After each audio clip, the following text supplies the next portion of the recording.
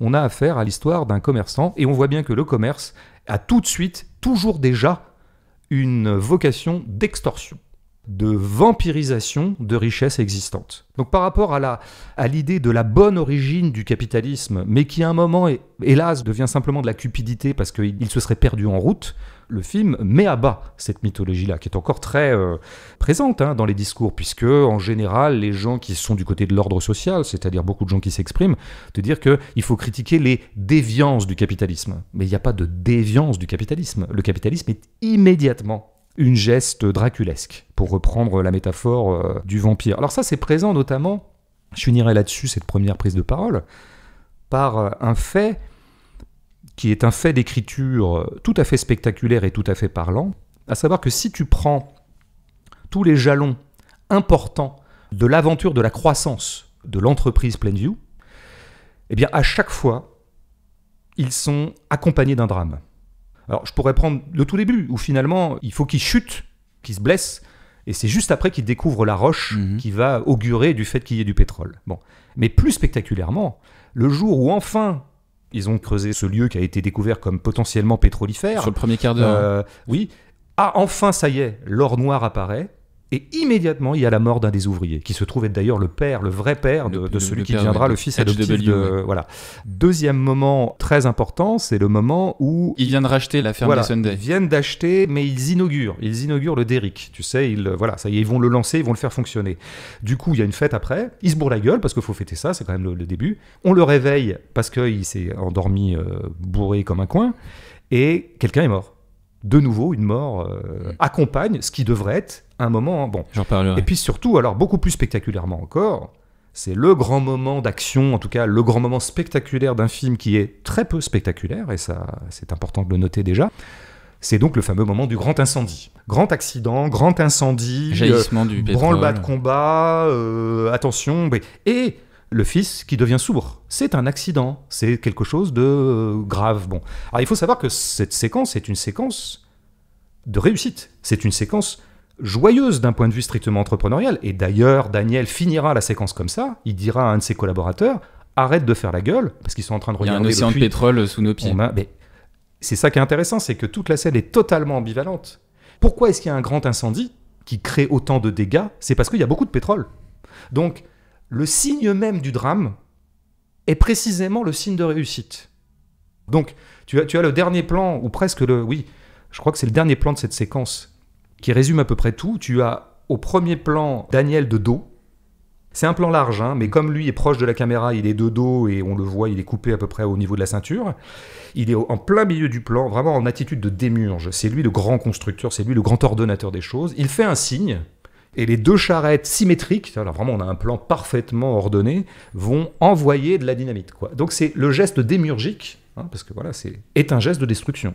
Il s'agit de dynamiter quand même. C'est intéressant parce que c'est le geste de la guerre aussi. La dynamite, c'est la guerre, c'est la destruction. Et souvenons-nous maintenant que dans nos premiers plans qui incarnaient la belle origine primitive du capitalisme, le vrai geste fondateur qu'il faisait, c'était aussi un geste de dynamite. Ce que je veux dire, c'est que le geste fondateur du capital est un geste de destruction. Et que la grande scène de réussite, la grande scène heureuse de découverte d'un gisement de pétrole qui va tout rapporter, est une scène d'apocalypse. Elle est filmée comme une scène d'apocalypse. C'est un incendie, d'ailleurs. Elle se termine par la destruction du Derrick. Il s'effondre. Mais il pleut aussi du pétrole. Il pleut du pétrole, etc. Enfin, on pourrait vraiment gloser. C'est-à-dire que cette scène, si tu la regardes, si on demandait à un spectateur qui ne connaît pas du tout le film, qui ne connaît pas du tout les enjeux du pétrole, s'il la regardait purement visuellement, c'est une scène d'apocalypse. C'est une scène de fin du monde. Et d'ailleurs, le décor du plan que je décrivais, où Daniel est au premier plan et on voit les charrettes, est un décor de guerre, est un décor de champ de bataille après la bataille. C'est vraiment, mais tout est détruit. C'est très... Alors ça, si tu veux, c'est tout le génie de Paul Thomas Anderson. C'est d'inscrire dans le même plan deux forces contradictoires. Mais deux forces contradictoires au sens où elles ne s'excluent pas l'une l'autre, elles cohabitent. C'est-à-dire que dans le capitalisme, par essence, la destruction et la construction cohabitent. Ce que d'ailleurs les libéraux adorent répéter en citant Schumpeter, c'est-à-dire qu'une espèce de mantra comme ça très connu, la fameuse destruction créatrice. Ils sont toujours très contents de dire ça, quoi. C'est-à-dire, mais oui, le capital, c'est ça qui est génial, c'est que c'est la destruction créatrice. Oui, mais enfin, ça veut dire destruction, quoi.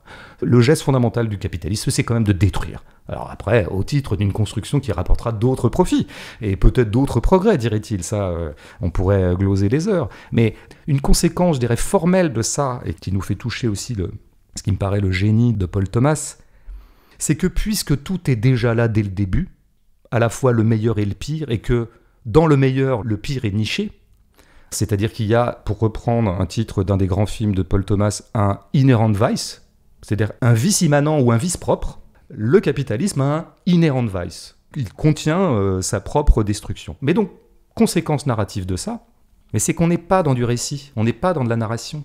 Parce que la logique dramatique et narrative, normalement, d'un film comme There Will Be Blood qui raconterait une épopée entrepreneuriale, c'est d'être dans la succession des choses. Il arrive ceci, puis il arrive cela, puis il arrive ceci, puis il arrive cela. Et à chaque fois, c'est nouveau. Et à chaque fois, on franchit un cap. C'est pour ça que souvent, même les films qui voudraient critiquer le capitalisme, mais qui racontent une aventure entrepreneuriale, finissent toujours par être embedded dans le capitalisme et d'en être les complices, parce qu'on nous fait jouir de la croissance. Alors en général, ça se rattrape, c'est qu'à la fin, le capitaliste avec lequel on aura joui de sa croissance se retrouve seul au monde, commence à être taraudé par le scrupule, donc il sera rattrapé à la fin par une sorte de remords d'avoir été une pure machine à croître. Oui, mais pendant 2 heures, on nous aura fait jouir avec la croissance quand même. Eh bien, c'est pas du tout ce que fait Paul Thomas. À aucun moment, il peut être suspect de complicité avec son personnage, parce que à tous les moments qui devraient être des moments d'euphorie entrepreneuriale, il te fout la mort dans le coin. À chaque fois, il y a de la mort, et à chaque fois, il y a un cadavre dans le placard, et même pas dans le placard, au milieu même de la réussite. Le film, au bout du compte, tout est joué dès le début. Après, le film, il avance plus. On peut même pas jouer le récit qui est assez connu, qui est une espèce de topo, si tu veux, de l'écriture scénaristique de ce genre de sujet, à savoir splendeur et misère, ascension et chute, ou ascension et descente, prospérité et décadence. Tu joues pas ça du tout. Dès le début, c'est la merde. Dès le début, ce type est fou. C'est pas quelqu'un qui avait d'abord une bonne fraîcheur entrepreneuriale, qui aurait été rattrapé par des démons. Il est dès le début démoniaque. C'est ça qui, d'ailleurs, je pense, désappointe pas mal de spectateurs de There Will Be Blood, même des gens qui aiment bien le film, et désappointe souvent devant les films de Paul Thomas Anderson. C'est que ça a l'air de raconter quelque chose, ça a l'air d'emprunter à une logique de récit. Or, il n'est jamais dans une logique de récit. Il est toujours dans une logique de creuser quelque chose qui était déjà là dès le début.